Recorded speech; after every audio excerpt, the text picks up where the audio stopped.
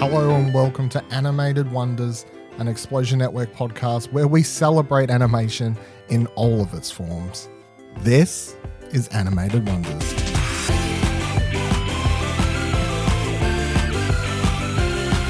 In this season, we'll be discussing older films in the Despicable Me and Minions franchise. Hello, my name's Blight. Joining me to discuss this week's Animated Wonder is Ashley Hobley.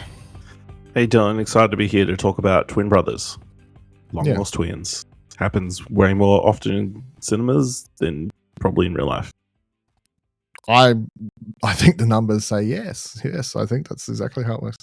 This week we are talking about Despicable Me 3, released in 2017 from the United States, directed by Pierre Coffin, Kyle Boulder, written by Cinco Paul and Ken Dario. Studio was, of course, Illumination. And also, this is, I looked up on Wikipedia, this is the first one where they switched, or it was after this one, where they switched to Illumination Entertainment. And Universal Pictures, of course.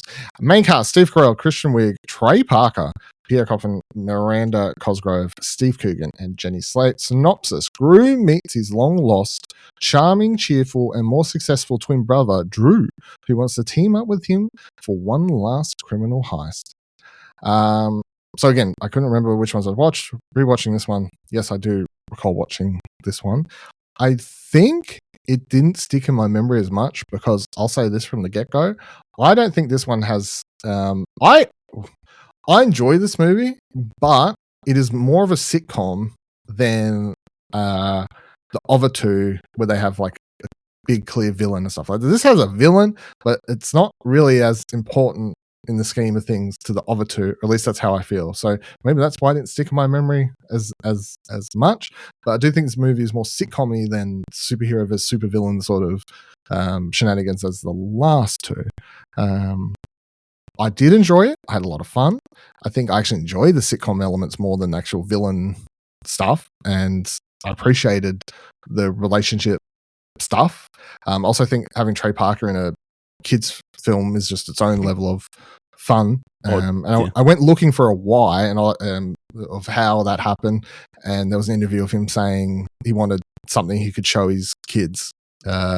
And then I think in the same interview, they asked him when the kids would be allowed to watch South Park, and he said when they're 37. So that's how Trey Parker ends up in Despicable Me 3. Wow, that's pretty ageist, you know? Yeah. Show those kids that South Park, like we did. Yeah. As early as possible. I was watching that shit at like 11, which is terrible. Yeah. But I mean, I enjoyed it. What was your thoughts on this? I don't recall seeing this movie before, so I think this was fresh. It's okay. It's definitely not as good as the previous Despicable Me's, I don't think. I think it has it's pretty it's not as fleshed out and just kind of like hitting a lot of stereotypical beats, like we said, like the long lost twin and like the adoptive mother is learning to be a mother to the kids and all that kind of stuff. I think Trey Parker's character is quite interesting, and like because he is this weird like kind of character we haven't seen before, like the child actor who was, you know, left to fend for himself when he wasn't cute anymore, that kind of stuff. I think turning into a bad guy, that's a fun idea. And then also like the idea that Gru wasn't his super villainy lineage comes from something, you know. I don't like that idea. Gru is like, yeah, where are we going with this? Gru being from a supervillain father is like finding out Rey is the granddaughter of Palpatine. Okay, you know, he just kind of doesn't sit right. Yeah. I mean, they didn't. It's not like they retconned anything because he still didn't know about his father. But I guess it does add potentially, like, oh, that's why he had that inside of him. That's why he wanted to be evil, is because his dad was. It's hereditary, is what you're saying.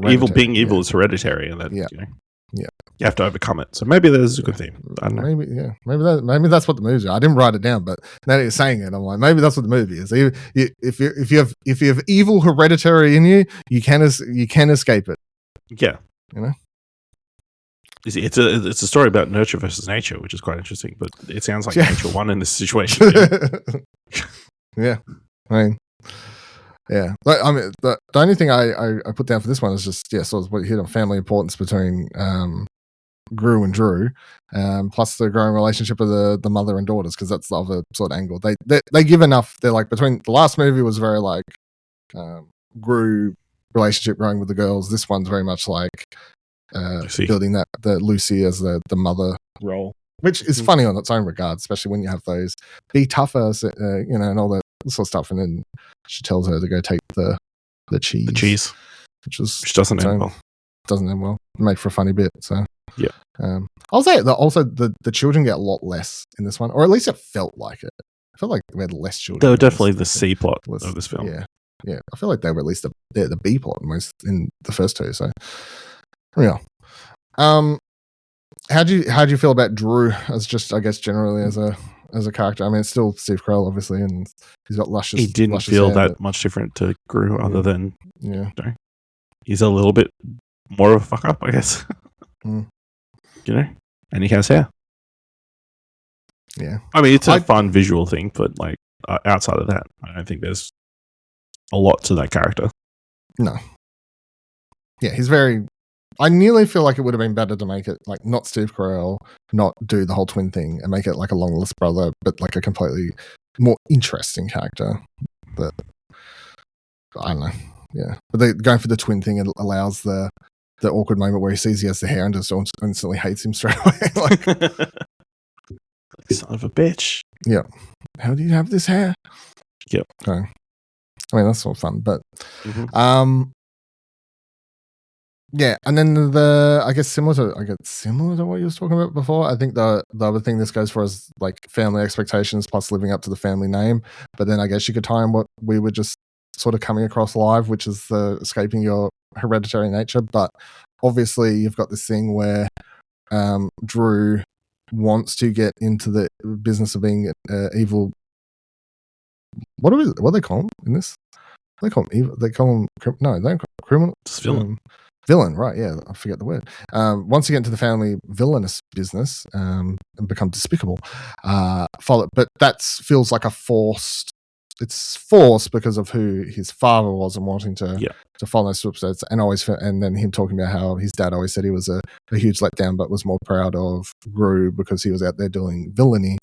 So he wants to do it solely because of that, even though you can see clearly within his character throughout the whole film, it's not within him at all to be a villainous person, even an iota. He's out here getting distracted by shiny things in corners and toys and candy, whatever else, and he's already has everything. He doesn't really. He's just solely following, trying to live up to family expectations within a family where the person whose expectations he's trying to live up to at this point is dead. So it doesn't really matter.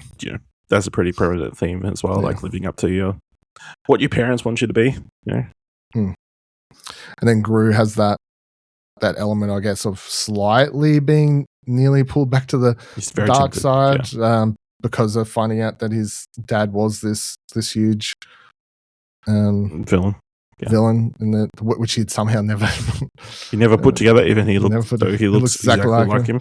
Yeah, somehow never come across. But yeah, anyway, that's its own little. Well, his mum told him his dad was dead, so yeah, so he never bothered looking, I guess. But it's also a guy who's, you would think, be well aware of villainy history, and if he was such one of the biggest villains of all time, you think he would be aware of his father. But it's not like he was a shoe salesman. I don't know.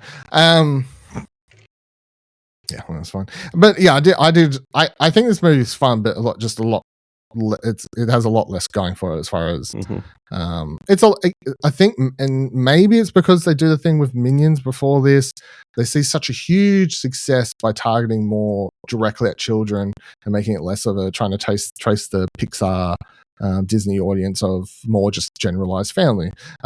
Maybe that makes them lean more into the let's just go more silly kids humor stuff rather than trying to like forget the parents at the stage. Yeah, forget the parents. We're just targeting the kids. And if the kids want to keep watching it, the parents hate it. It doesn't matter because we made $1 billion last time. That's maybe how we end up here, which again is. But then it's crazy that you say that, but yet the Minions in this film, arguably the D plot of the movie, barely featured. Really. Solely because they, after success, were probably like, let's try and not overuse them because we need to do a Save sequel them to for this Minions. one. Yeah. We need to save all their crazy antics for the next one, but I mean, I didn't they mind have that. written themselves into a corner a little bit where there's like, we're not villains anymore, so what are the Minions meant to do? Yeah. I mean, I didn't mind the whole, like, they go on their own. The prison thing was funny. It was quite. The prison thing was funny. The whole thing of the Minions is you just give it a good 2-minute montage with the Minions doing stuff in any of these movies.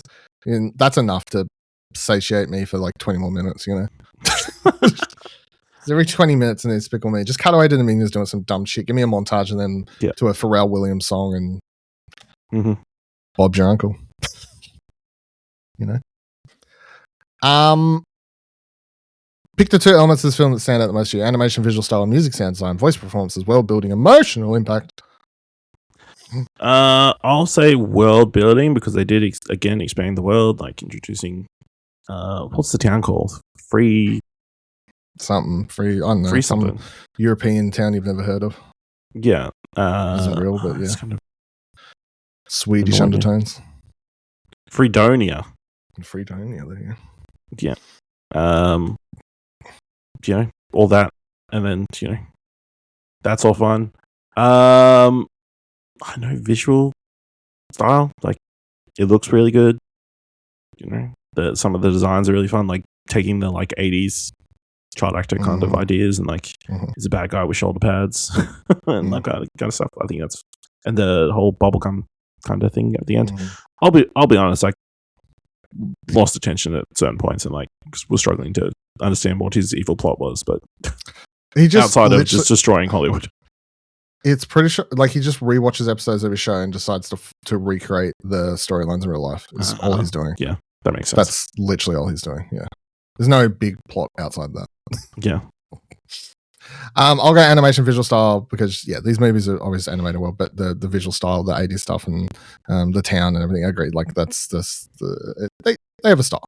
But then I'll go voice performances because although I think obviously Steve Carell, Christian Wiig really good, and everyone's really good as well. But I also really enjoyed Trey Parker's performances, that ridiculously over the top character, which works well for him because he can do that quite well, and it's Dance fun. battle. It's a dance battle. It's a one note ridiculous villain, but he brings it to life in a way that definitely elevates this movie. I think beyond like it probably makes it from a, I don't know, a 5 to a 6 or something. You know, if I was like, so it's sort of because I think if it was someone else, maybe it wouldn't be quite there. But what's your favorite scene, sequence, or character?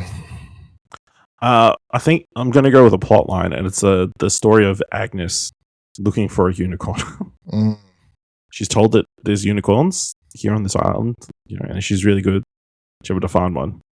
You got to be. Nobody wants to break the bad news to her. Yeah. And then she gets a goat with one horn. Yep. And then I think, you know, Gru breaking the news to her, I think was very, you know, impactful. She doesn't care that it's not an actual unicorn. She loves this goat. Because unicorns don't. Yeah. Unicorns What's she don't exist here. Yeah. Phil? Yeah. Is that the name? Yeah. She calls it something? Yeah. I will say also they had to change the voice for Agnes because the other actress got too old. Elsie Fisher got too old. Yeah. You can't really tell the difference though, to be honest. At certain points you can tell the difference. Yeah.